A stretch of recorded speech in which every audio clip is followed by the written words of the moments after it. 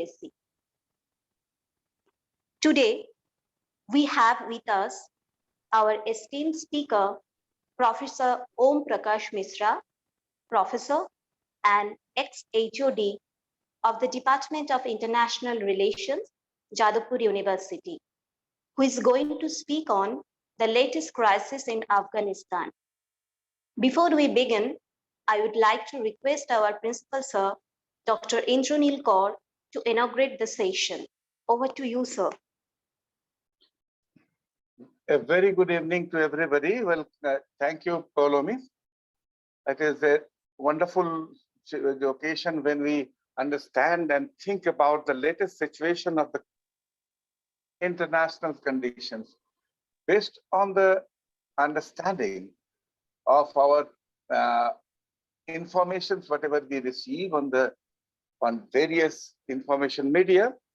We try to understand the situation in a way which we would love to understand, but in a different way. If you think when you think about the international relations based on a scenario of a country, it is really important to understand the intricacies within it, and the intricacies really help us to understand about the real situation and the aftermath of this entire condition.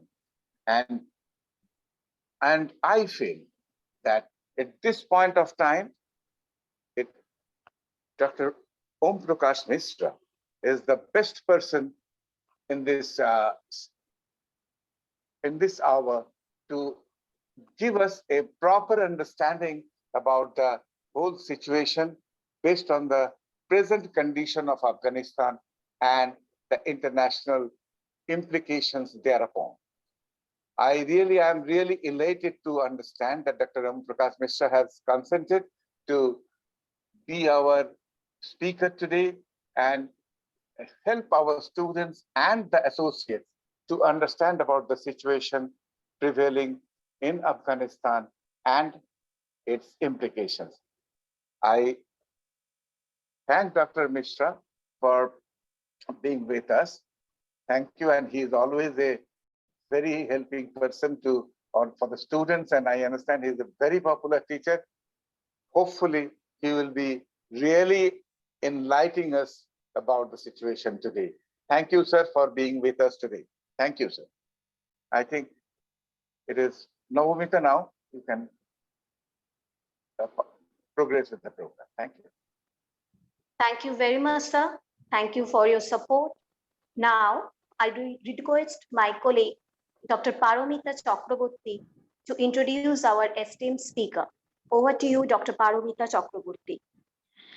Thank you very much, Navamita. Thank you for giving me this opportunity for introducing today's speaker.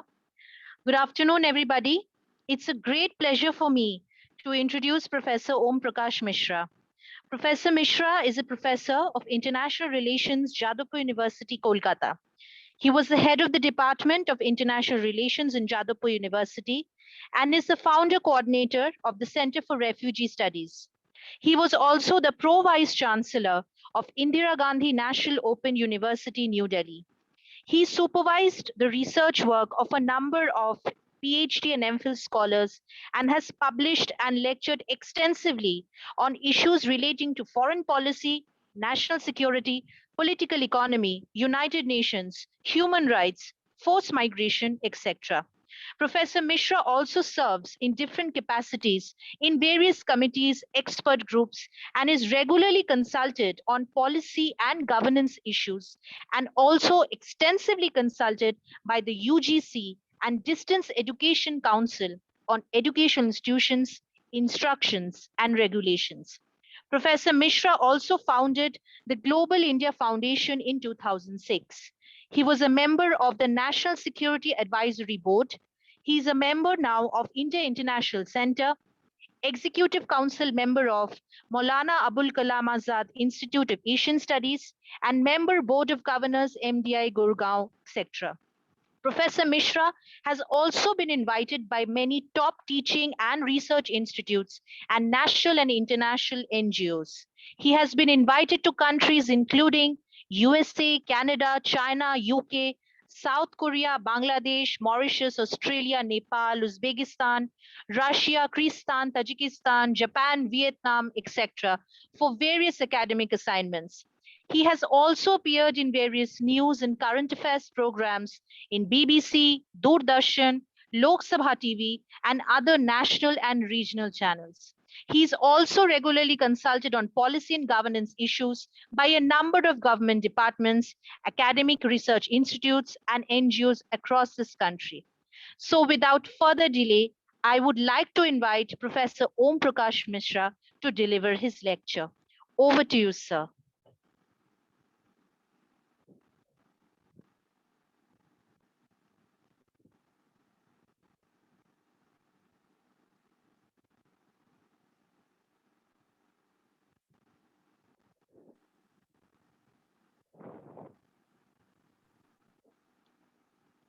Hello. Sir.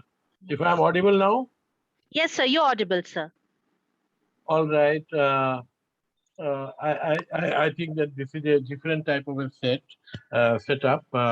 So I can hardly see anyone here except the HOD.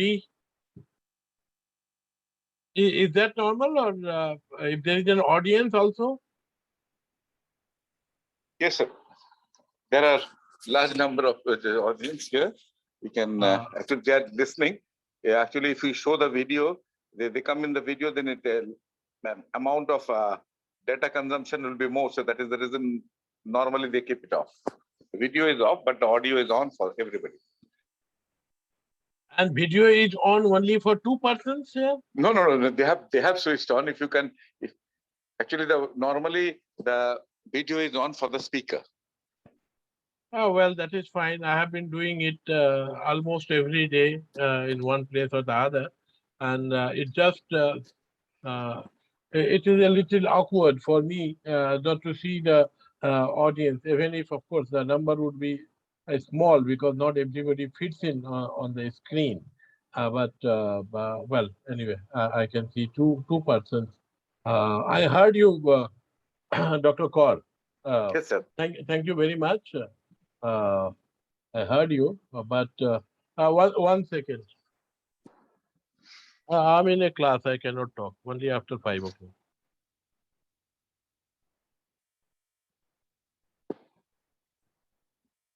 Well, this is a new experience for me.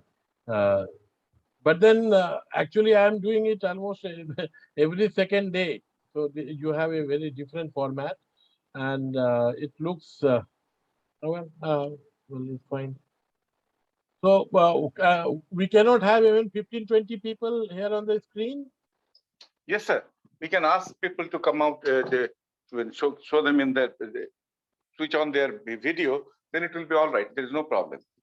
People can switch on their video, please. Okay.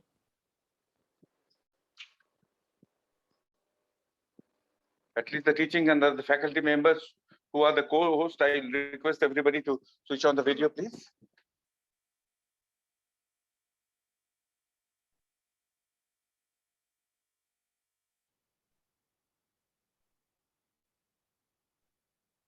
Oh, well.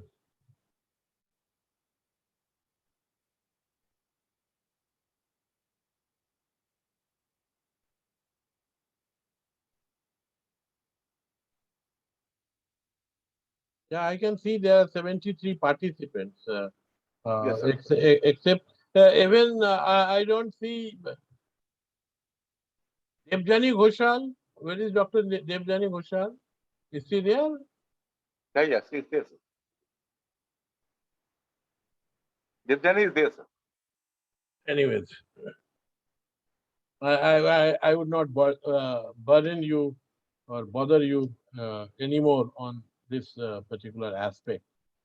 Thank you very much for inviting me over, and because of I think it is not the Department of Political Science which has taken the initiative.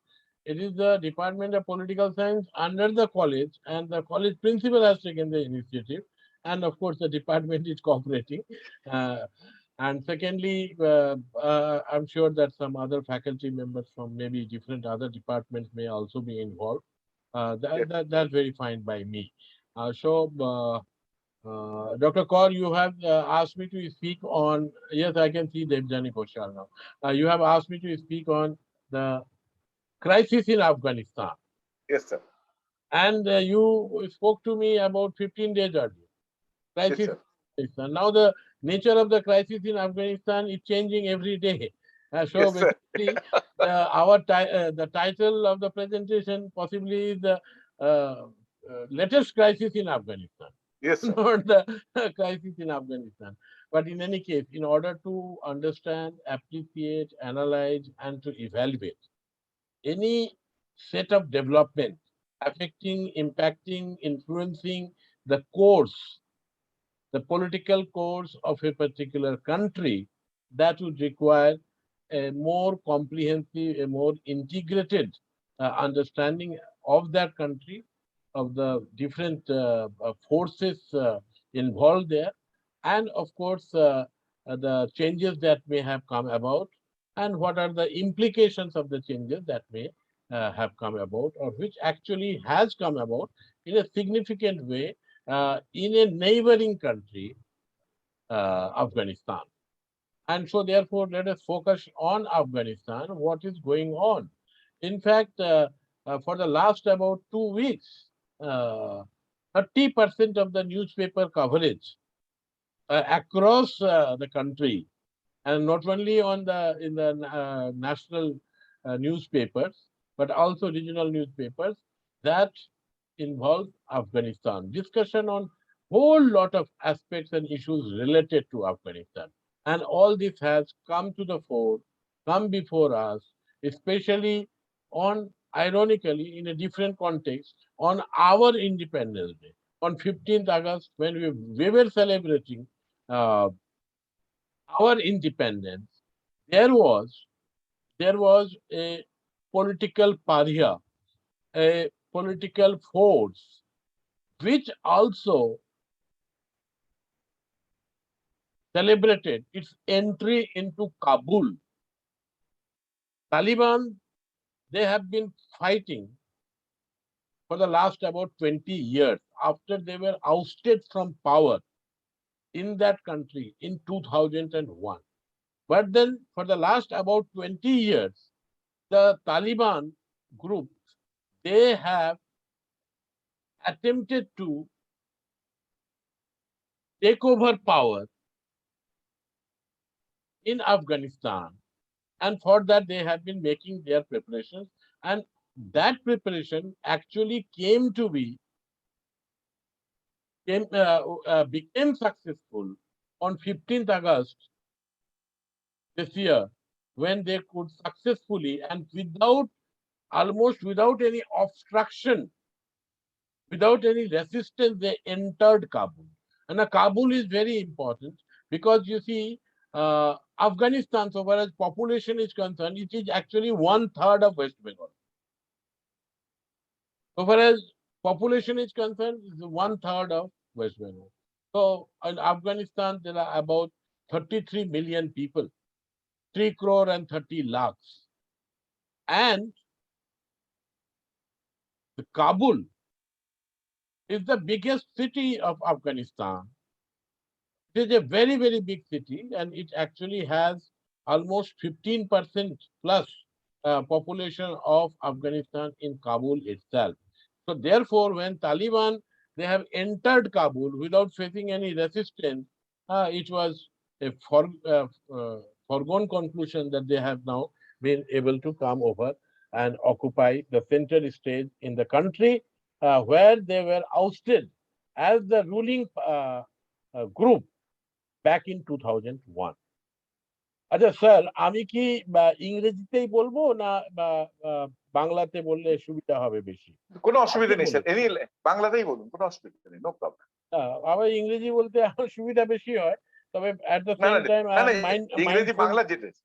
mindful of the participant. Maybe we can organize our question answer in Bangla and I can speak in Yes sir, yes sir, please continue. So much about Afghanistan is about topography. Afghanistan is a mountainous country. And that actually is a very special characteristic of that country, which has, in a way, insulated it from the colonial expansion, say, of the Britishers. In fact, the Britishers had attempted to colonize Afghanistan, they had failed. And today also, if the Taliban, they would be facing problems, if they would be facing resistance, it would also be because of the topographical region. And many of you may have noted that at least in one province, they are facing a huge problem. Though last about 48 hours, they have been able to control and contain the rebellion in Panjshir. Now, the Panjshir Valley, that actually this mountainous region has been able to resist the Taliban march throughout Afghanistan in the mid 1990s also. So therefore, on expected line, there was resistance of the Taliban's takeover of Afghanistan in Panjshir. And that has been facilitated in a large measure because of the topographical factors. Why I mentioned it, that it is now very commonplace for people to say that Afghanistan has been going through what is called forever war. That the Britishers attempted to colonize Afghanistan, they failed. And in 1979 December,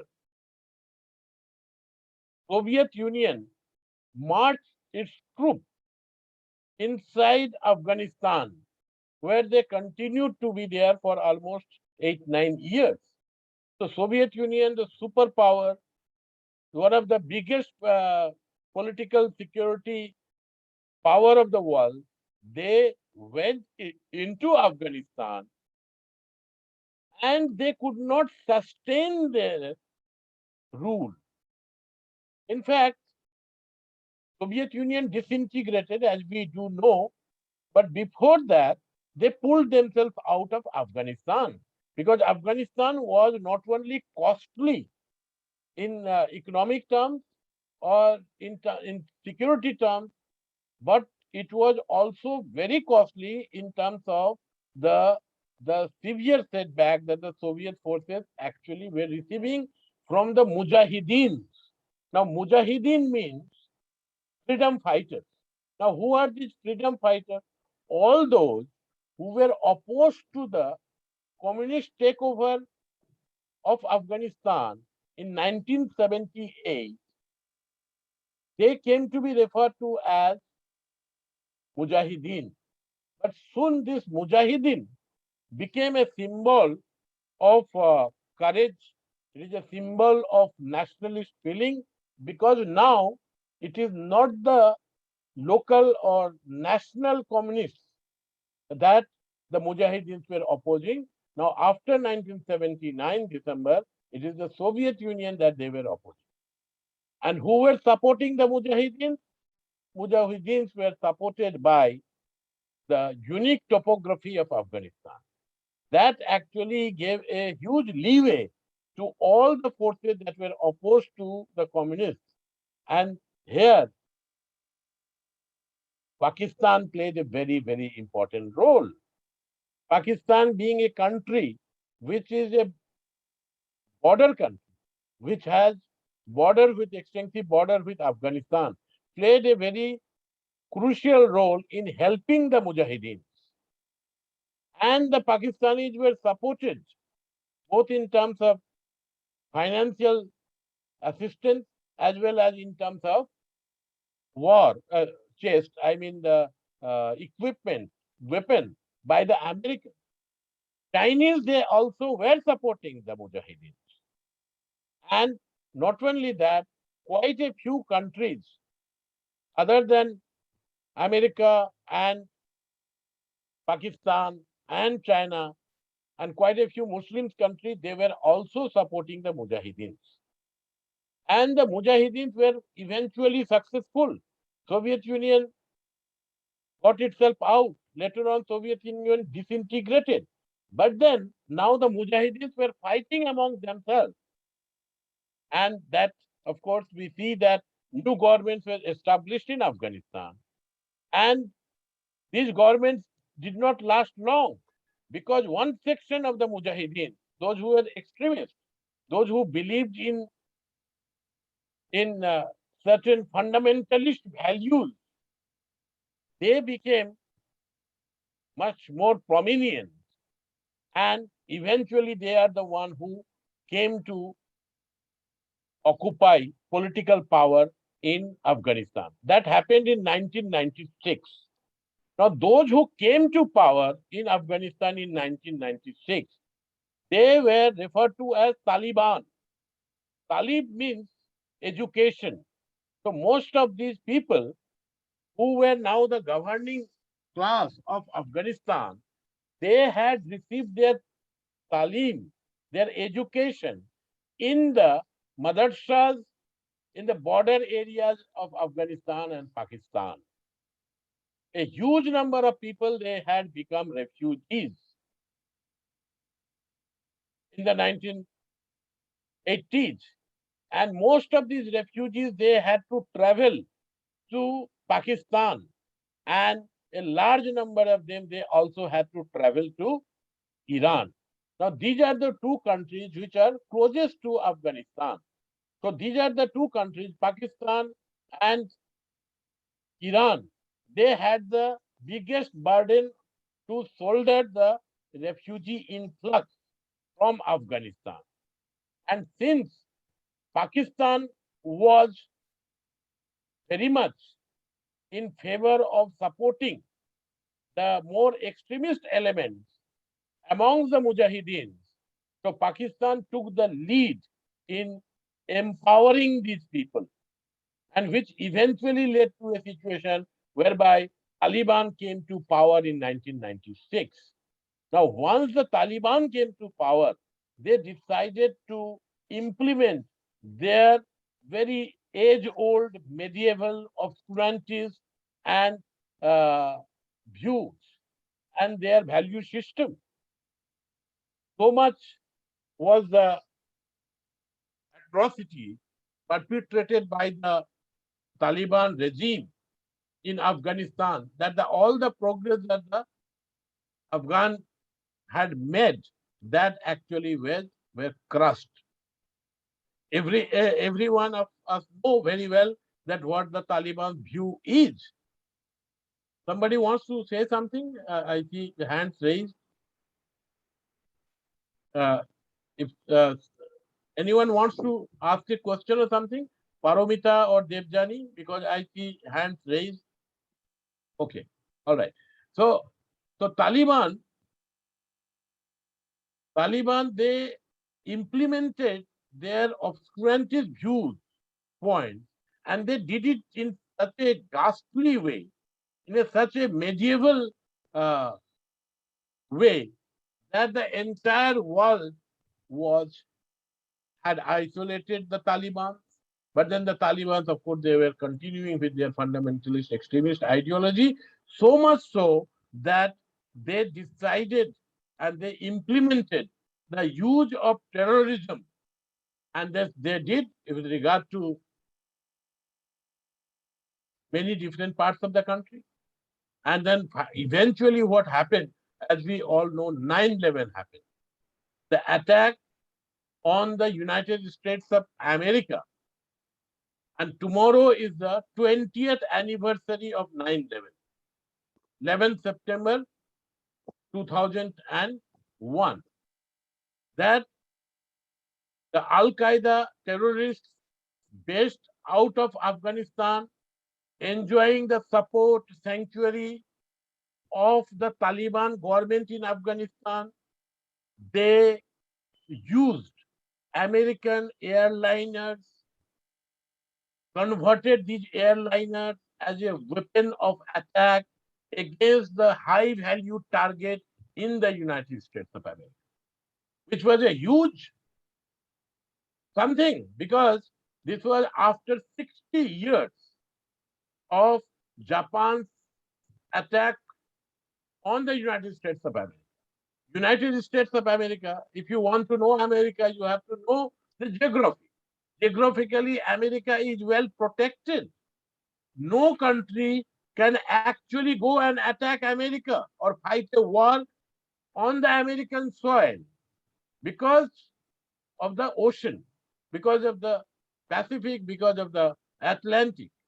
And so, therefore, when the Japan did what it could, that is, mount an aerial attack, which was unheard of before the Second World War, almost, that devastated the Pearl Harbor. And then, of course, that brought the Americans into the Second World War also. But now, after 60 years, Americans are facing a direct attack on their high value targets using their own assets and their own citizens, sort of, as weapons against other sides, against important sites in the United States of America. All this was done by Al Qaeda, who were given patronage, support, sanctuary by the Taliban. So we have now come to a point that the Taliban regime now faces the gravest crisis. Americans asked them that you have to hand over the perpetrators of the violence and the Al Qaeda leadership, which Taliban refused to do so. And this brought the Americans, they came with their planes and then they heavily bombarded Afghanistan. And then, of course, Americans, they actually came on the ground also. And so, therefore, the Taliban regime was over. Taliban, they had to flee.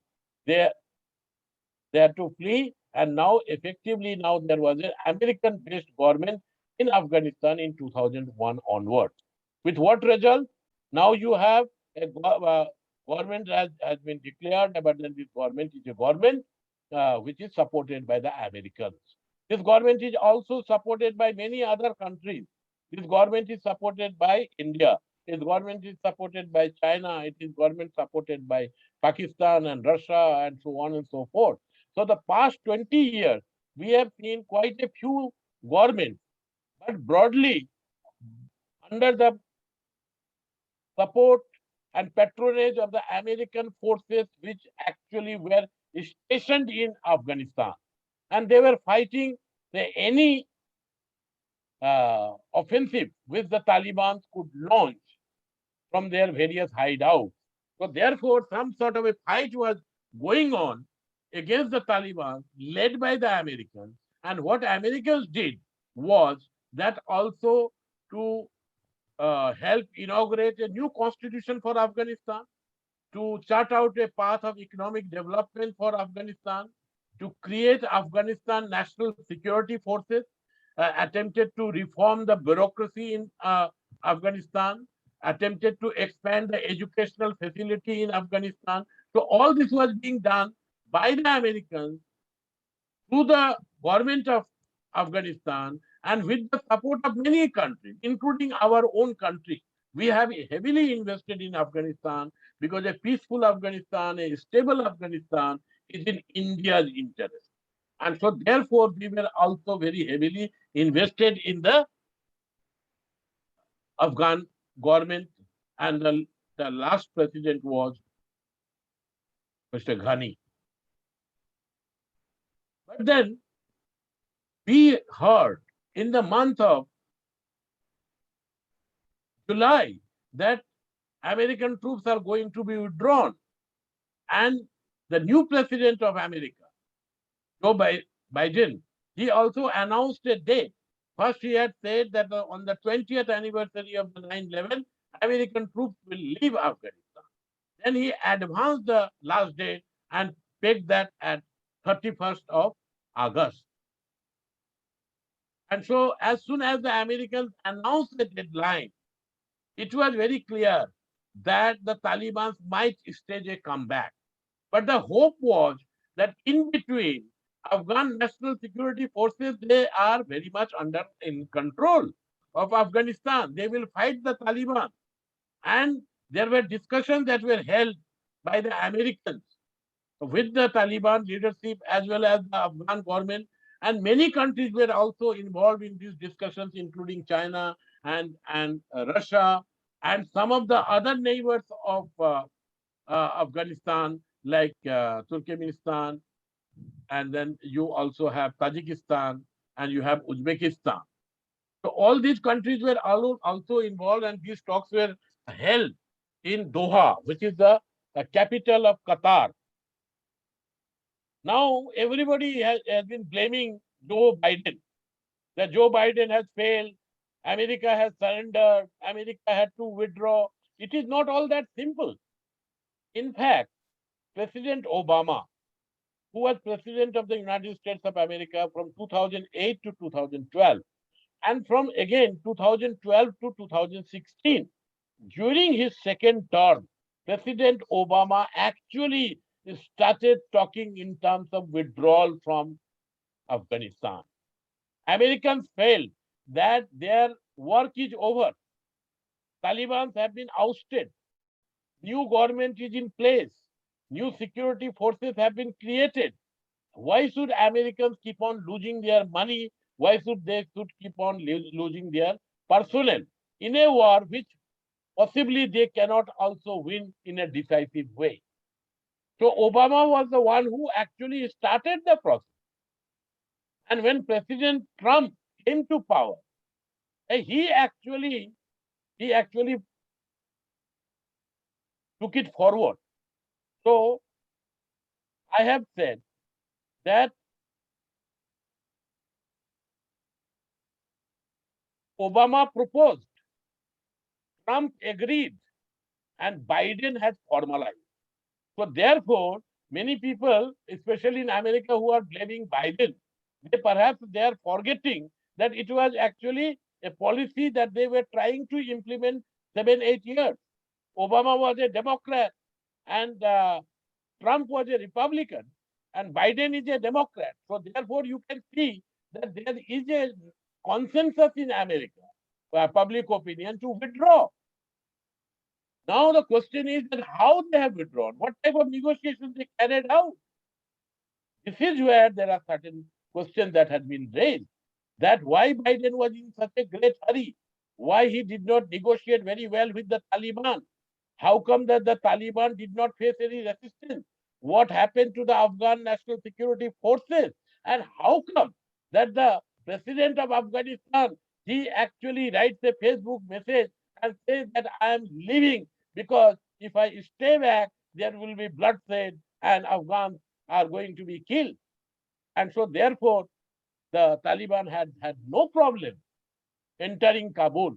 They were already, they had taken control of different provinces. Afghanistan has 34 provinces. Afghanistan has about 421 districts. I said about because there are two ways of calculating the number of districts, 387 districts, and then you have another 34, of which are the provincial centers. So if you count that, that is 421 districts. Incidentally, don't compare our district. Our Uttar Chobbish Pargana and Dakhin Chobbish Pargana together is almost like the population of, if you also add Kolkata, maybe is the population of Afghanistan. So therefore, here our districts are very big, right? So just because I'm saying that 400 districts, don't think that Afghanistan is too big in terms of the population. Of course, in terms of territory, they are quite big. Afghanistan is a landlocked country. Afghanistan is one of the poorest countries. Afghanistan is also one country where the human development, human, you know, development indices are very low.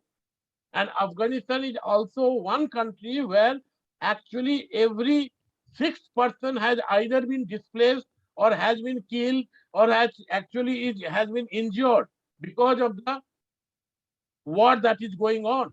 And that is now almost 40 years. Even if you do not take the turmoil of the 1970s, from 79 onwards, if you count it, it is actually almost 40 years. Can you believe that 26 lakh Afghans are out and away as refugees? and I'm not talking of the latest crisis. 26 lakh. Out of this 26 lakh, a huge number that is in Pakistan. And the second biggest refugees, Afghan refugees, are in Iran. And then there are other countries also. In fact, there are about 8,000, only 8,000 Afghan refugees in India also.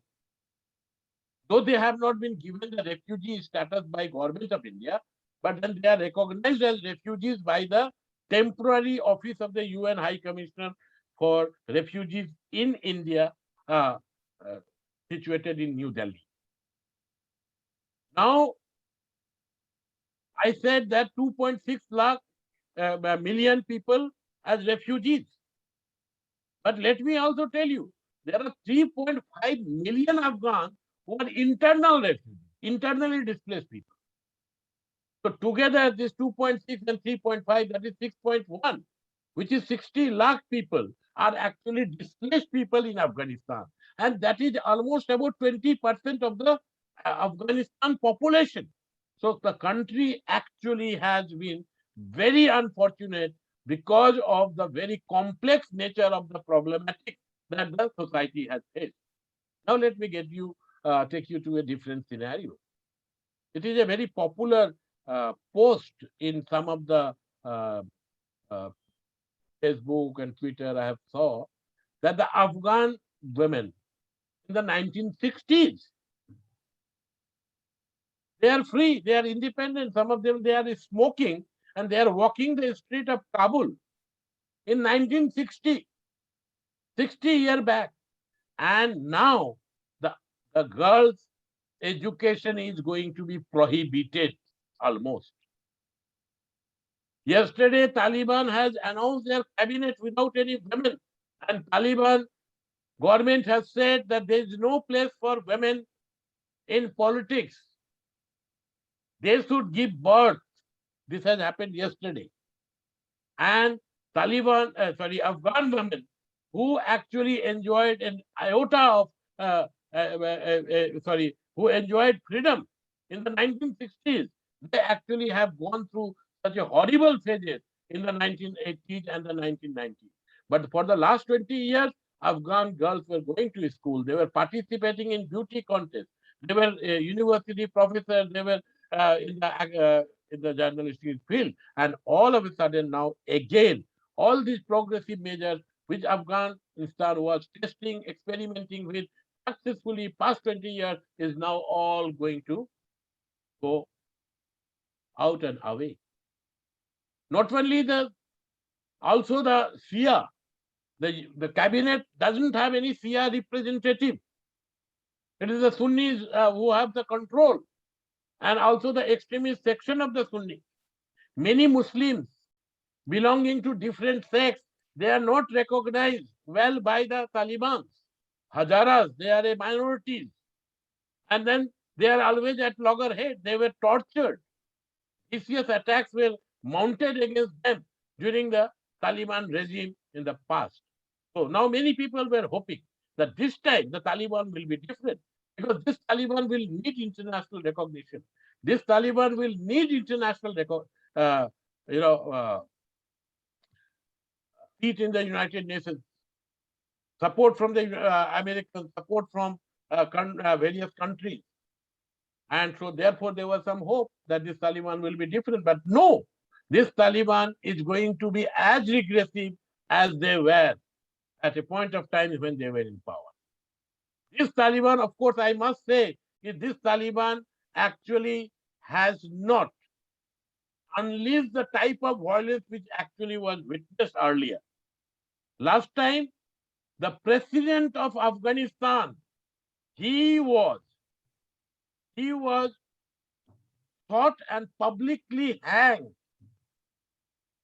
This time the president was smart, I would say.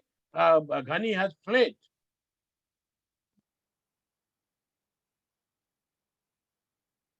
Now,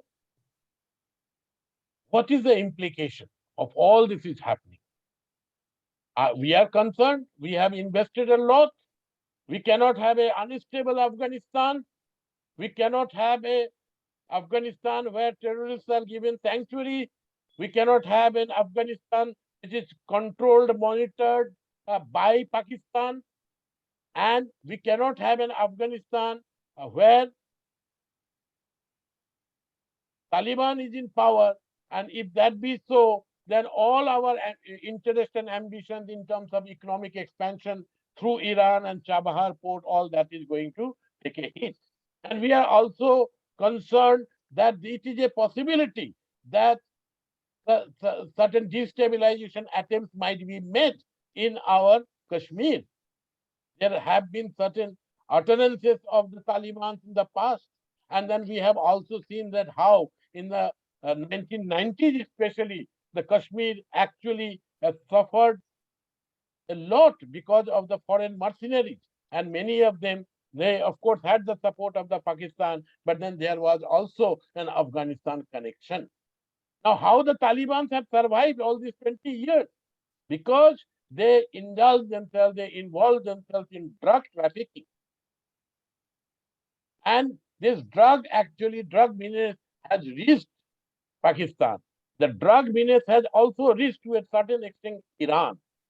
Now, yesterday, Iran has come out with a statement indirectly condemning the Taliban because they do not even have a Shia representative of the Shia community. They do not have the women. And many of the people, the cabinet ministers and so on of this so-called new government of in Afghanistan, they are actually UN designated terrorists. So therefore, everyone is very much concerned about the situation in Afghanistan. Now we can very briefly talk in terms of what is going to be the political stability front, militarily, defense, security, this will all be controlled by Taliban. That is my understanding. And Taliban, they will have a better control. And this will also be a bitter control because they will also face certain resistance. Number one. Secondly, the Taliban, they have to be careful about how they are dealing with China. China has a very small border, but then Chinese, they actually have a problem from the Uyghur Muslims, and then there is an Islamic movement there. And so therefore, these people are very much, with brotherly relations with Taliban. So whether Taliban is going to further encourage them or not is not very clear. Let me tell you that Chinese, they have been very smart. They have actually invested a lot in Afghanistan. They are also the one who are trying to give some sort of international legitimacy to the Taliban government there, and they are very much willing to have business with the Taliban. So far as Russia is concerned, Russia is facing certain sanctions. Russia's relations with the Western countries, with America, is not all that good. And so, therefore, there is a lot of cooperation that now we see between Russia and China. And together, both the two countries, they are actually affecting, influencing any Security Council resolution. So, to ensure that there is some sort of political accommodation that can be arrived at. And the situation of some of the Central Asian republics, they are also in a very difficult situation because there is a refugee influx, fresh refugee influx that is also going to affect at least the three Central Asian countries. So far as Iran is concerned, I have also mentioned. Now, what about Pakistan? Now, everybody says, and the Pakistanis are also very happy that they have played a role. Pakistan is a country of double speak. They were actually with the Americans in the war against terrorism.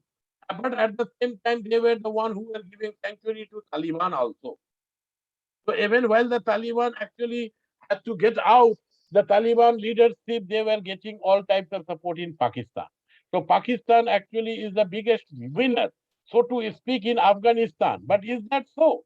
In fact, there are elements in Pakistan which perhaps are also encouraged because now a Pashtun leadership in Afghanistan has come. And so therefore Pakistan might also become vulnerable because of the ascendancy of the Pashtuns in Afghanistan. And that might be a future problem. But for the present, Pakistanis are also very happy. And Pakistan has another different problem. If the if the situation does not normalize in Afghanistan, what is going to happen is that more and more refugees they will pour in and they will come to Pakistan. And these refugees, in fact, they have actually devastated the Pakistani economy. Pakistan actually has attempted to use terrorism. But then let me also tell you that in certain respect, Pakistan has also become a victim of terrorism. When you attempt to mix religion and politics, then you are also going to suffer, and that is what has happened with Pakistan for the last about 30 years. So, in embroiled in Afghanistan, Pakistan perhaps has been happily, sitting uh, fine so far as the security and defense is concerned. But so far as the social structure, so far as the refugee accommodation, so far as the economy of Pakistan is concerned, it has also suffered. And Pakistan has also suffered because of the influx of the extremist elements from Afghanistan and their impact on the Pakistani fundamentalists. And so, therefore, there is no reason to believe that the Pakistani is actually going to be in a very happy situation. We are, of course, in a very bad situation. I'm very sorry to say I am very critical of government of India handling of Afghanistan. India became one country which actually fled from Pakistan, Afghanistan. We should not have closed our embassy and you know and how come that some of our people they could come back from only because the Americans were there at the Kabul airport and only because the Taliban did not prevent them. Now, this is not going to be liked by some people, but then that is the reality. We closed our embassy, it was not a good thing to do. And then we have brought in our people. There were not many people there. And we have also brought in some people who are Afghan nationals and who belong to the minority community, that is, some Sikhs and some Hindus. Now, these Sikhs and Hindus, they have also come, and the Taliban first they wanted to obstruct them, but then they have let them get out. Very few of them, few dozens of them, and there is a whole lot of propaganda in our country that here the minorities of Afghanistan they are going to be given citizenship under CAA. This is false. CAA does not give citizenship to the minority people from Afghanistan, Pakistan, or Bangladesh. Not at all. It recognizes people who are already here in India from 2009, or those who are here up to December, who have come here up to December 2014. No Bangladeshi Hindu, no Pakistani Sikh, no Afghan Hindu can be given citizenship under the CAA because CAA is not prospective. It is with retrospective effect. That is only for people who are already here, not for people who might like to come. So therefore, all this propaganda is wrong. Now, many people are trying to target the minority community here in India as well as in different other parts of the world. That is very foolish because the Taliban, they are facing the biggest of their problems from the Muslims in Afghanistan. They are torturing other Muslims. They are being asked to join the battle against the Muslims. So therefore, to think of Indian Muslims as supportive of Taliban, etc., that is a propaganda and that is a dangerous thing to do. That is a most dangerous thing to do. And so therefore, everyone who is educated, they must understand things that we are fighting fundamentalism, we are fighting extremism. Afghanistan people are also fighting extremism and fundamentalism. Afghan women are fighting, Afghan journalists are fighting, Afghan academicians are fighting, and all of them are Muslim. Almost all of them are Muslim. So therefore, do not confuse the followers of Islam as with the supporters of Taliban. In fact, the Taliban are going to be opposed by more extremists. So there was a attack on the Kabul airport, and you know the group that has claimed responsibility, Khorasan group, they are actually not very good terms with Taliban. You also have Al Qaeda, you also have Islamic State, and you have Taliban. So therefore, there are so many extremist groups, and there is a struggle for power among these groups. So therefore, anyone who just confuses things that those who are followers of Al Qaeda, they need not be Taliban. Those who are Taliban, they need not be Khorasan. Those who are Khorasan, they need not be Al Qaeda, and so on. So that has to be understood. I would also like to conclude, and then I am ready to go for question answer, that nobody will be able to give a picture of entire picture of Afghanistan in say 45 minutes or 50 minutes. And so therefore, I would like to encourage everyone to read up on their own. The other day, some people were saying যে এই গত 48 ঘন্টায় যা হলো, আমি বললাম যে গত 48 ঘন্টায় হলো না, আমার কাছে 48 মাস ধরেছে। তার কারণটা হচ্ছে আমরা যারা একাডেমিক্সে আছি, আমাদেরকে সব সময় আর কি পড়াশোনা করতে হয়, জানতে হয়, বুঝতে হয়। কালকে কিছু আফগানিস্তানে ক্রাইসিস হচ্ছে, তো সেটার দিকে সবার নজর চলে গেছে।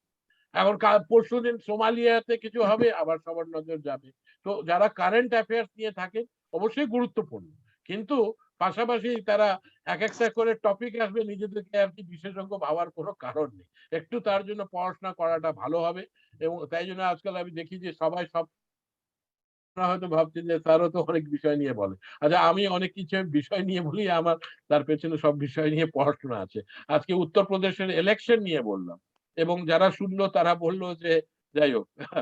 তো তো যাই হোক, মানে আমি মনে করি যে সবার ইন্টারেস্ট থাকা উচিত। কোশ্চেন্স গুলি আসুক, I will try to respond to them. আমি বাংলাতে বললে বাংলাতে বলবো। Thank you all very much, all those who have been involve. So I am here, I can continue. আমার কোনো তাড়াহুড়ো নেই। So students or faculty and principal sahab himself, they can come up with any questions and queries. আমি নিজেও কিছুটা লিখেছি, usually আমি লিখি না। একটা আমার লেখা ওই ইয়েতে বেরিয়েছে, এই সময়ে বেরিয়েছে, একটা লেখা জাগো বাংলাতে বেরিয়েছে, একটা লেখা কালকে দিল্লিতে এক জায়গায় দিয়েছি, সেখানে বেরিয়েছে। যারা আমার ফেসবুকের সঙ্গে যুক্ত আছেন বা ওটা পাবলিক আছে, তো আমার আফগানিস্তানের উপর কিছু লেখা সেটা বেরিয়েছে। আফগানিস্তানের উপর টেলিভিশনে বিশেষ কিছু বলছি না, কিন্তু যারা জানতে চান, আমার যারা আপনাদের টিচাররা রয়েছেন, দেবযানী, পারমিতা, এরা তার সঙ্গে আমার যোগাযোগ আছে, প্রিন্সিপাল সাহেবের সঙ্গে তো আছে, you can contact. Now sir, Debjani, open to questions. Thank you. Thank you very much, sir. Thank you for your insightful lecture on such an important topic. I'm sure all the participants have greatly benefited by your discussion. Thank you once again for enlightening us on such an important issue. Now, we proceed with the question answer session. I would like to request my colleague, Dr. Debjani Ghoshal, to conduct the question answer session. Over to you, Dr. Debjani Ghoshal. Thank you, Navamita. Thank you, Professor Om Prakash Mishra, sir, for the informative and insightful lecture. Your years of research, your depth of understanding the subject, and your ability to present the same in such an interesting way has definitely made this evening a memorable one. The Department of Political Science, Surendranath College, is grateful to you for the time and effort you took to share your views on the latest crisis in Afghanistan. Thank you once again, sir. Now we shall start with the question and answer session. Yeah, you can begin. So the first question is from Shayun Mojumdar, and Akash Ghosh also has the same question. Sir, ওরা জিজ্ঞেস করছে যে UN Security Council এর role কি হওয়া উচিত এই Afghanistan ক্রাইসিসটা resolve করার পেছনে? মানে what should be the role of the UN Security Council? এটা খুবই ভালো প্রশ্ন, এবং সবাই নিশ্চয়ই এটার উত্তর জানতে চায় যে সিকিউরিটি কাউন্সিলের কি রোল হওয়া উচিত। আচ্ছা, আমি জানিয়ে দিই যে সিকিউরিটি কাউন্সিলের বিশেষ রোল নেই। কেন নেই তার কারণটা হচ্ছে, সিকিউরিটি কাউন্সিলের ডিসিশন নেওয়ার জন্য 15 জনের যেটা সিকিউরিটি কাউন্সিল, তাদের ডিসিশন নেওয়ার জন্য you have to have consensus. Consensus মানে হচ্ছে যে 5 জন যারা পার্মানেন্ট মেম্বার আছেন, অর্থাৎ America, Russia, China, Britain, France, এদের পজিটিভ ভোট দরকার, আর এ বাদ দিয়ে বাকি যারা 11 জন আছেন তাদের মধ্যেও মেজরিটি ভোট দরকার, তাহলে 2/3 ভোট দরকার। এখন কি হয়, অনেক সময় দেখা যায় যে ইউনাইটেড নেশন সিকিউরিটি কাউন্সিলের ডিসকাশন হলো, যে ডিসিশনটা হলো সেই ডিসিশনটা সবাইকে মন জুগিয়ে ডিসিশনটা করতে গিয়ে সেই ডিসিশনটা টিপ থাকে না, মানে অর্থাৎ তার পেছনে বিশেষ পাওয়ার থাকে না। তো তার ফলে এখন চায়না আর রাশিয়া তাদের ভিউ পয়েন্ট আর আমেরিকা আর ইংল্যান্ড ফ্রান্সের ভিউ পয়েন্ট যদি আলাদা হয় তাহলে সিকিউরিটি কাউন্সিল উইক হবে। ইউনাইটেড নেশনস মানে হচ্ছে যখন নেশনসরা ইউনাইটেড তখন ইউনাইটেড নেশন, আসলে নেশনরাই যখন ডিভাইডেড থাকে তখন ইউনাইটেড নেশনস এর কার্যকারিতাটা আর কি কমে যেতে বাধ্য। এখন অনেকেই আমাদের দেশে বলছিলেন যে ভারতবর্ষের নরেন্দ্র মোদীর নেতৃত্বে সিকিউরিটি কাউন্সিল আগস্ট মাসে চলবে, সেটা তো খুব অসুবিধার কারণ হয়ে গেল। তার কারণটা হচ্ছে এটা এটা হচ্ছে অ্যালফাবেটিক্যালি হয়। সিকিউরিটি কাউন্সিলের প্রেসিডেন্ট হচ্ছে কান্ট্রিরা হয়, 12 মাসে 12টা। তো তার ফলে প্রত্যেকটা কান্ট্রি 10 বছর 15 বছর পরে সিকিউরিটি কাউন্সিলের প্রেসিডেন্সি পাবে, রাইট? ভারতবর্ষের টাইম আসলো, আর আর যেই রেজলিউশনটা 2 তারিখে 2 আগস্টে করা হয়েছিল সেখানে বলা হয়েছিল যে তালিবান তারা যেন সংযত থাকে, বলা হয়েছিল তারা যেন মানে তাদের আফগানিস্তানের মাটিকে ব্যবহার করতে দেওয়া হবে। তো ভারতবর্ষ প্রিসাইড করলো 16 তারিখে, তখনও কিছুটা বলা হলো, আর তারপরে আগস্ট মাসের শেষের দিকে তালিবান কথাটাই ব্যবহার করা হলো। অর্থাৎ তালিবানের বিরুদ্ধে বলা হবে না পলিটিক্যাল অ্যাকোমোডেশন করা হবে, তাদেরকে রেকগনাইজ করা হবে কি করা হবে না, এটা নিয়ে ভারতবর্ষের সরকার অন্যান্য দেশের সরকার সবাই একটা বিড়ম্বনার মধ্যে আছে যে তালিবান কি করবে, তারা কি তাদের আগে যেরকম শাসনকাল ছিল 1996 থেকে 2001 সেরকম থাকবে, নাকি তারা সংযত হবে, তারা ভদ্রস্থ হবে, তারা সিভিলাইজড হবে, হ্যাঁ, ইত্যাদি ইত্যাদি। তো ওয়েট অ্যান্ড ওয়াচ।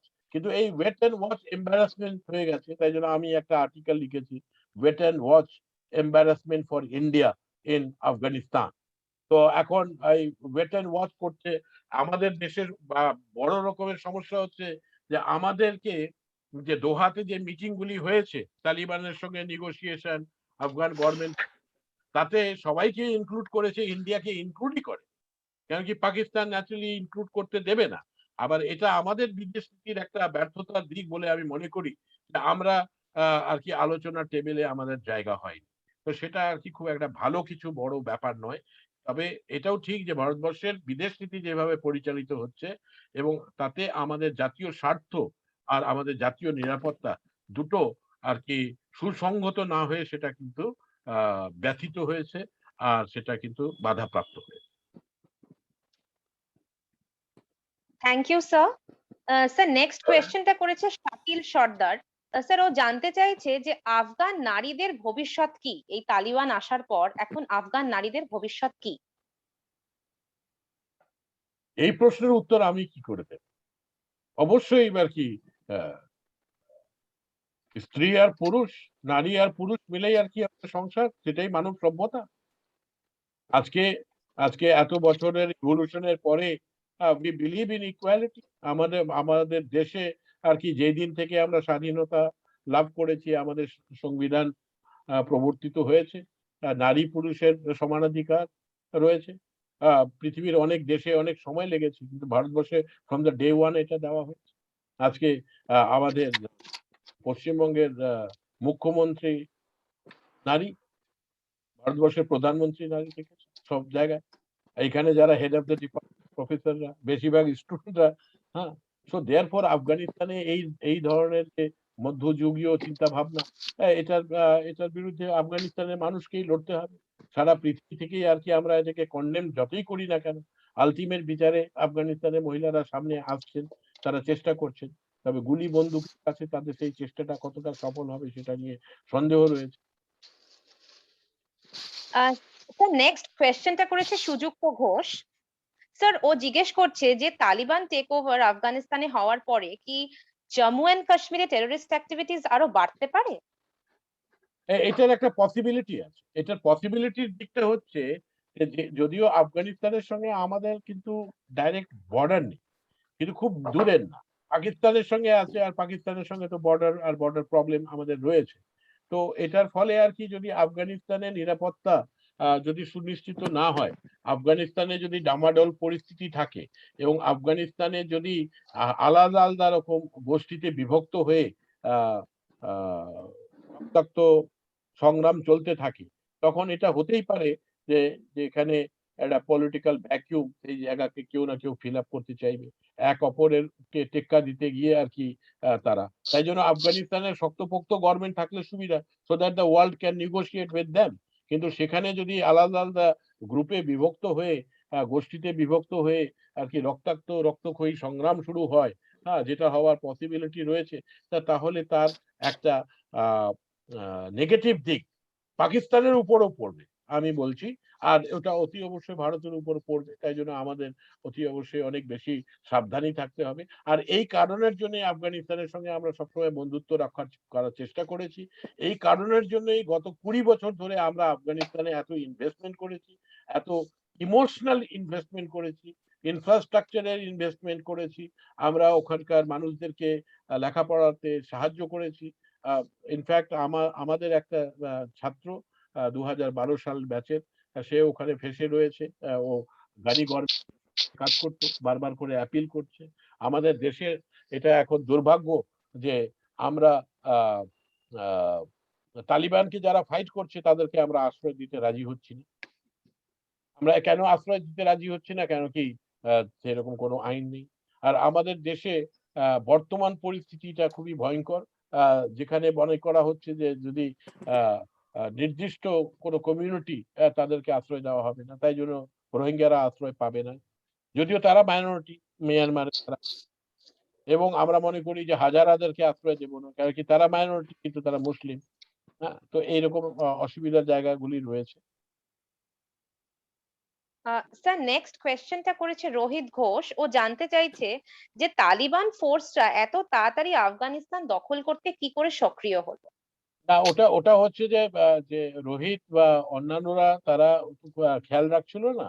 তারা তালিবানরা তো ছিলই, এবং তারা নানা রকম হামলা করেই যাচ্ছিল, এবং আমেরিকান ফোর্সেসরা সেটা অনেকটাই প্রতিহত করছিল। তো সেইগুলি কোনো সময় নিউজে বড় করে আসেনি, তাই জন্য লোকরা জানে না।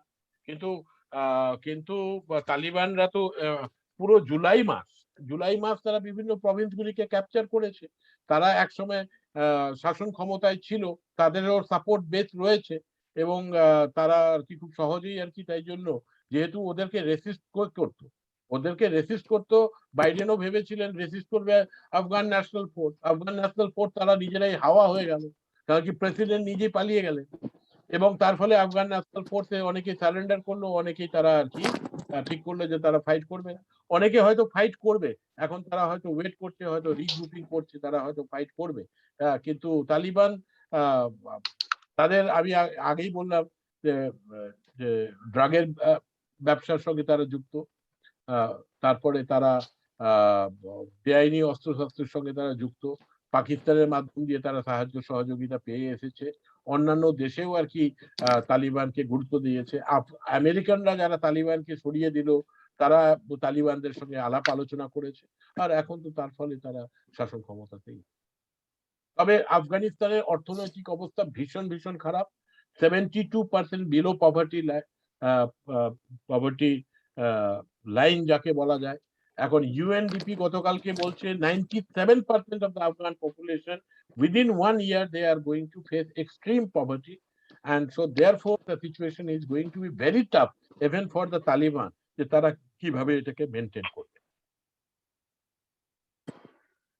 স্যার, প্রিয়া সেন অনেকটা সিমিলার ধরনেরই প্রশ্ন করছে। ও জানতে চাইছে যে মার্কিন যুক্তরাষ্ট্র আফগান মিলিটারিকে যথেষ্ট ট্রেনিং দিয়েছে এবং ওদের দ্বারা ট্রেন্ড হয়েছে, কিন্তু তা সত্ত্বেও ওরা তালিবানকে রুখতে পারলো না, ওরা সারেন্ডার করলো কেন? এই কারণটা কি? এটা কারণটা হচ্ছে যে তালিবানদের সঙ্গে আলাপ আলোচনা চলছে।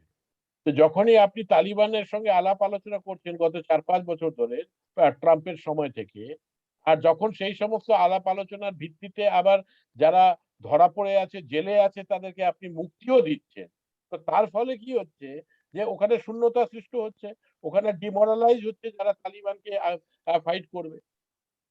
এবং সেই ডিমোরালাইজেশনটা মানে গত প্রায় 1-1.5 বছর ধরে চলছে। তালিবানরা যত নেগোসিয়েশন এগিয়েছে তারা তত বেশি করে মনে করেছে যে তাদের সিচুয়েশনটা বেটার হতে চলেছে। এবং তারা ওই জুন জুলাই মাস থেকেই কিন্তু বিভিন্ন প্রমিস গুলি তারা আটকে রাখছিল। এবং তখন গভর্নমেন্টের পক্ষ থেকে বলা হয়েছিল যে চিন্তা নেই, ওরা অনেক দূরবর্তী জায়গাগুলিতে আছে, গ্রামের দিকে আছে, ওরা মেন জায়গাগুলিতে আসতে পারবে। কিন্তু ডিমোরালাইজেশন হলো। আর যেভাবে আর কি আমেরিকানরা বললো যে আমরা চলে যাব, আর তার ফলে কোন রকম আর কি যে ব্যবস্থা তারা করে যাবে সেটা করে যায়নি। এবং তাদের যেটা এক্সপেকটেশন সেই এক্সপেকটেশনটা সাধিত হয়নি। তালিবানদের সাপোর্টাররা রয়েছে, আর পাকিস্তান এই যে ডিপ স্টেট, এবং পাকিস্তানের বিশাল হিউম্যান আপনি বলতে পারেন যে হিউম্যান অ্যাসেট আছে, ইন্ডিয়ারও আছে বাই দ্য ওয়ে। আমি সেই বিষয় নিয়ে আলাদা করে বলতে চাইবো না। আমি বিশেষ করে এই জন্য আমি দুঃখ পেয়েছি যে India has also many friends in Afghanistan. আমরা কিন্তু রাতারাতি তাদের সবাইকে ছেড়ে দিয়ে আর কি এমবেসি বন্ধ করেছিলাম। এটা আমাকে আন্তর্জাতিক সম্পর্কের একজন ছাত্র হিসাবে আমাকে খুব ব্যথিত করেছে। আর বিশেষ করে এই জন্য যে কিছুটা আমার এই সমস্ত ব্যাপারে আইডিয়া আছে। কোনো এক সময় আমি ভারতবর্ষের প্রধানমন্ত্রীর জাতীয় নিরাপত্তা উপদেষ্টা পর্ষদের সদস্য ছিলাম, এবং যেভাবে আর কি আমরা আর কি পালিয়ে আসলাম, ছেড়ে দিলাম, হ্যাঁ, এটা আর কি আমাদের চূড়ান্ত ব্যর্থতা। এবং সেই জন্য আর কি আমি বলবো যে তালিবান তারা কার্যত আর কি আমেরিকানরা ওয়াক ওভার দিয়েছে, গানি নিজে পালিয়ে গেছেন, অন্যান্যরা অ্যাকোমোডেশন করে নিয়েছে। এবং যারা করতে চায়নি, করতে পারেনি, তারা চেষ্টা করেছে, ফাইট করেছে। পানসিরে ফাইটটা খুব সম্ভবত এখনো কিছুটা চলছে, আগামী দিনেও হবে। আচ্ছা, আমি দেবযানী তোমাকে বলতে চাই যে চ্যাটে অনেকগুলি আমি দেখছি, তো ওগুলিকে দেখেই তো কোশ্চেনটা করছো তো? স্যার, আমি ওগুলি পড়িনি। না না স্যার, ওই চ্যাটের অপশনটা দেখেই আমি ওগুলো বাংলায় ট্রান্সলেট করেই করছি। এমন না হয় যে কেউ চ্যাটে কিছু লিখেছে আমাকে, আমি জানতে পারলাম না, তার খারাপ না লাগলো। হ্যাঁ, না আরো না কিছু স্যার, বলবে, বলো। হ্যাঁ স্যার, অভিষিক্তা দাসগুপ্তা লিখছে, how Talibans take over in Afghanistan can affect Indo Afghan relations. Well, India-Afghan relations is in a deep crisis. We don't have any relation now. We have related to Afghan people. We have been supportive of Afghanistan government, but Taliban has come to power, and we do not deal with Taliban. But government of India was not involved. It was not invited. It could not get a seat, and so therefore that was a very problematic situation for us. এবং আমাদের যাকে বলে যে আন্তর্জাতিক কিরকিরি হয়েছে ভারতবর্ষে। এখন এই গত সপ্তাহে ভারতবর্ষ চেষ্টা করেছিল, এবং ভারতবর্ষ সেই চেষ্টার ফল হিসেবে আফগানিস্তানের এখন যিনি ডেপুটি ফরেন মিনিস্টার হয়েছেন, যেটা পরশুদিন হয়েছেন, কিন্তু তার সঙ্গে একটা আলাপ আলোচনা কাতারে আর কি আমাদের একজন রাষ্ট্রদূত, হ্যাঁ, উনি করতে পেরেন।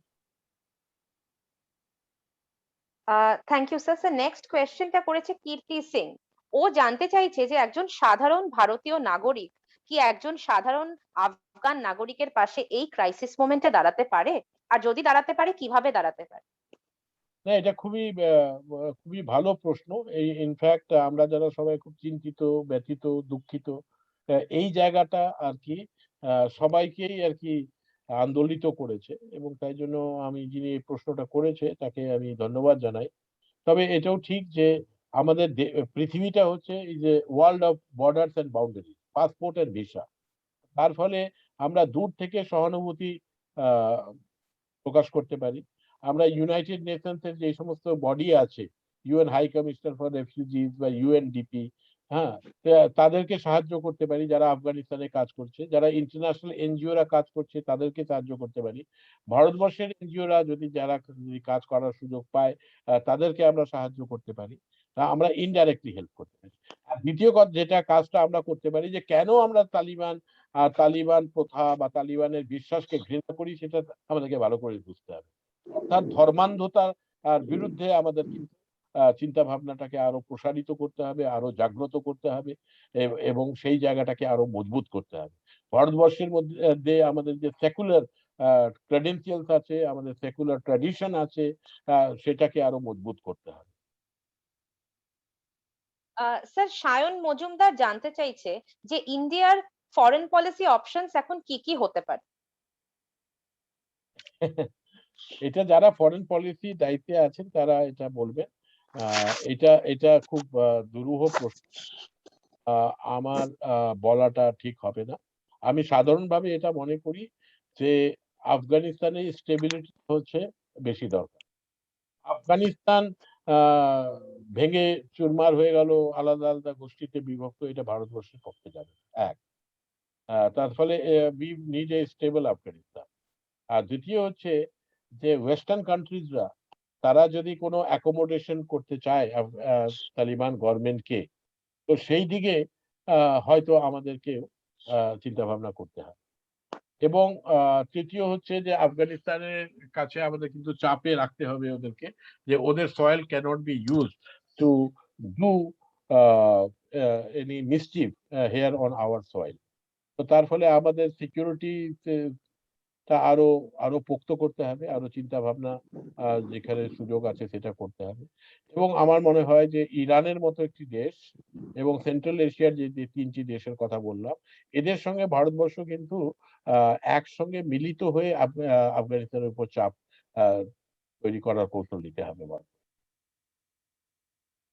স্যার নেক্সট কোয়েশ্চেনটা করছে পাপ্পু দাস। ও জিজ্ঞেস করছে যে ভবিষ্যতে ইউএসএ কি আফগানিস্তানের উপর কোনো অ্যাকশন নিতে পারে তালিবানকে সরানোর জন্য? এটা হতে পারে, এটা ডিপেন্ড করছে যে আফগানিস্তানে কি হবে।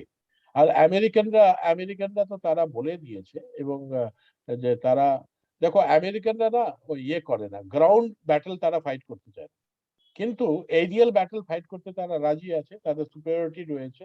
এবং এই যে খোরাসানের যারা আঘাত হেনেছিল, তাদের ওখানে কিন্তু আমেরিকানরা ড্রোন অ্যাটাক কিন্তু করতে সক্ষম হয়েছে, এবং আগামী দিনে যে সেটা করবে না তা নয়। এখন ঠিক এই সময় আমি মনে করি যে তালিবানের সঙ্গে আমেরিকার একটা আন্ডারস্ট্যান্ডিং হয়েছে, এবং সেই আন্ডারস্ট্যান্ডিং এর উপর ভিত্তি করে কিন্তু গতকালকে নাকি খুব সম্ভবত আজ সকালে আর কি 200 জন আবার ওখান থেকে বেরিয়ে এসছে। তালিবানের সঙ্গে অনেকেরই আন্ডারস্ট্যান্ডিং হয়েছে, সেই আন্ডারস্ট্যান্ডিং এর উপর ভিত্তি করে তালিবানরা তারাও চেষ্টা করছে যাতে এমন কিছু ওরা না করে যার ফলে সারা পৃথিবীর রাষ্ট্র ক্ষমতা তাদের বিরুদ্ধে আর কি সম্মিলিতভাবে ঝাঁপিয়ে পড়বে। স্যার নেক্সট কোয়েশ্চেনটা করছে শঙ্খ মাঝি। ও জানতে চাইছে যে নর্দার্ন অ্যালায়েন্সের রোল এখন আফগানিস্তানে কি হতে পারে? নর্দার্ন অ্যালায়েন্সে গুরুত্বপূর্ণ রোল হতে পারে as an anti Taliban force, কিন্তু সেই রোলটা তো তখনই ওরা তখনই নিজেদেরকে সাস্টেন যদি করতে পারে তাহলেই সেটা হবে। তো তাদের সাস্টেন করাটা ইনক্রিজিংলি অসম্ভব। তার কারণটা হচ্ছে আশেপাশে যতগুলি প্রভিন্স আছে পাঞ্চের বা যেখানে নর্দার্ন অ্যালায়েন্স গুরুত্বপূর্ণ, সেখানে সেগুলি অলরেডি এফেক্টিভ কন্ট্রোলে চলে এসছে তালিবানের। স্যার এক সেকেন্ড, আচ্ছা এক স্যার। সেকেন্ড। হ্যাঁ, হ্যাঁ স্যার বলবো প্রশ্নটা। আচ্ছা, স্যার অরিত্র গুহ জানতে চাইছে যে আফগানিস্তানে এখন অর্থনৈতিক অবস্থা খুবই খারাপ এবং কমন পিপল অফ আফগানিস্তান তারা আগামী দিনে কিভাবে সার্ভাইভ করবে এই চরম অর্থনৈতিক দুর্দশা যেখানে আফগানিস্তানের, আগামী দিনে তারা কিভাবে সার্ভাইভ করবে? ইট is going to be very tough. আমি তো বললাম আফগানিস্তানের মানে 1/5 পপুলেশন তারা রেফিউজিস হয়েছে, ডিসপ্লেসড হয়েছে, যুদ্ধে মারা গেছে, কারো হাত নেই, কারো পা নেই, কারো চোখ নেই। মানে এটা এই তালিবানের কন্টেক্ট গত 40 বছর ধরে ওটাতে শান্তি স্বস্তি এসছিল। It is going to be very tough. Sir Suraj Sardar জানতে চাইছে যে ভারতবর্ষ তো অনেক অর্থ বিনিয়োগ করেছে আফগানিস্তানের রিকনস্ট্রাকশনে, তো এখন কি এই তালিবান টেক ওভারের পর ভারতের একটা অর্থনীতির প্রতি একটা চাপ আসতে পারে, একটা প্রভাব ফেলতে না, পারে এটা এটা? আমাদের অর্থনীতির উপর চাপ পড়বে না, এটা তো আমরা আমরা আমরা টেকনিক্যাল অ্যাসিস্ট্যান্স করি। আচ্ছা এক সেকেন্ড, আমাকে একটা ফোন ধরতে হবে। ওকে। আমি আর 10 মিনিট পরে কথা বলতে পারবো, তার আগে না। হ্যালো, এক সেকেন্ড। এত ফোন চলে আসে।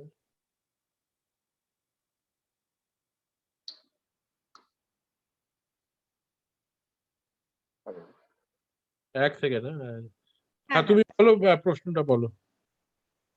স্যার ভারতের অর্থনীতির প্রতি কি প্রভাব পড়বে, মানে এই যে আফগানিস্তানে যে ওদের ইনভেস্টমেন্ট রয়েছে ভারতের, তো সেইটা না, ভারত এটাতে আমাদের উপর আলাদা করে প্রভাব কি পড়বে? আমরা এত ইনভেস্ট করেছি ওখানে, অনেকটাই গুডউইল এর কনটেক্সটে। আমাদের টেকনিক্যাল কর্পোরেশন প্রোগ্রাম আছে, তারপরে আফগানিস্তান আর আরো কিছু দেশের ক্ষেত্রে আমরা ইনফ্রাস্ট্রাকচারে বিনিয়োগ করেছি। এটা তো অতি অবশ্যই আমাদের কাছে একটা বড় নেগেটিভ।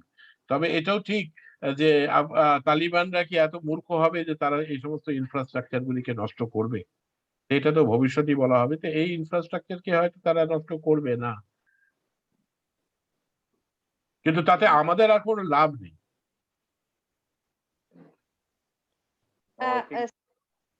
স্যার এই last question, I am coming to the last question. Sir Ardhendu Nath জানতে চাইছে যে তালিবানদের কোনো ফর্মাল এডুকেশন নেই, তাহলে ওরা আগামী দিনে সরকার চালাবে কিভাবে? এই প্রশ্নের উত্তর আমি দেবো কি? অনেকের খুব ভালো এডুকেশন থাকে, হ্যাঁ, তা সত্ত্বেও দেখা যায় যে তারা একেবারেই খুবই বাজে সরকার চালায়। হ্যাঁ, আর এদের এডুকেশন নেই, ওরা তো বলছে যে এডুকেশনের দরকারও নেই, এবং তারা নির্দিষ্ট করে দিচ্ছে যে কি ধরনের এডুকেশন প্রয়োজন হবে।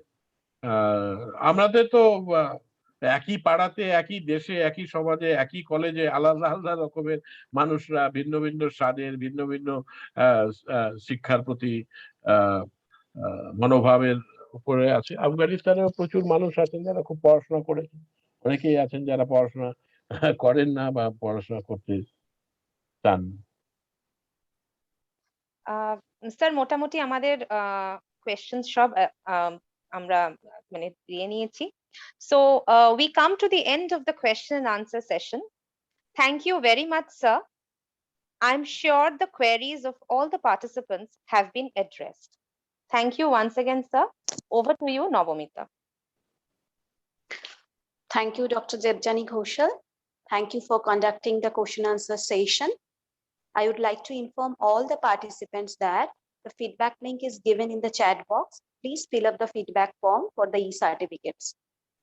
Now, I would like to request our convener of academic subcommittee, Dr. Ashish Basu, to deliver the vote of thanks and conclude the webinar. Over to you, Ashish, sir. Am I audible, Navamita? Yes, sir.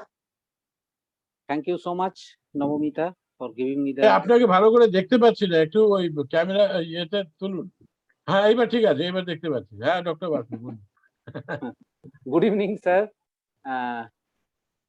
It's a pleasure to listen to your talk for such a long time, and thank you so much, sir, for enlightening us with your knowledge and with your depth of discussion over the very relevant issue which is disturbing all of us in Afghanistan. I do remember the famous book written by Syed Mujtaba Ali, Deshe Bideshe, in my childhood days, and that resembles the difficult terrain of Afghanistan and the nature of their citizen who always love to fight. In any case, as you said very rightly, that it is not possible for us to understand the psychology and the condition which pushes a country to this difficult time. Anyway, we all have been enlightened by your nice lecture and knowledgeable lecture, and our students have got enlightened with your patient answering of many type of questions. I would like to thank our principal, sir, Dr. Indranil Kaur, also for attending this webinar, and I hope that all the students and the teaching faculties who have listened to this lecture has been got enlightened through this nice webinar. Thank you. And now I would like to declare the webinar to an end. Thank you, everyone. Thank you, sir, Thank you. for the excellent lecture. Thank you, sir. Thank you, sir. Thank you. Okay. ভালো থাকবেন sir.